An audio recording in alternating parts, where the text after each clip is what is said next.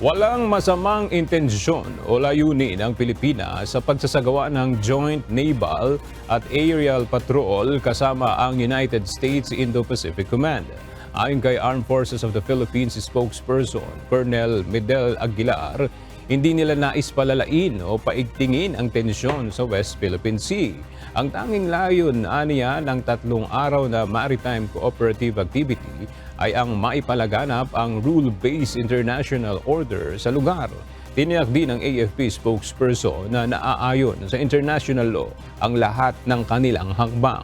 Umaasa ang opisyal na tatalima rito ang China upang palaganapin ang isang mapayapang pagresolba sa pinagtatalunang teritoryo upang hindi na maulit ang mga dangerous maneuvers at harassment.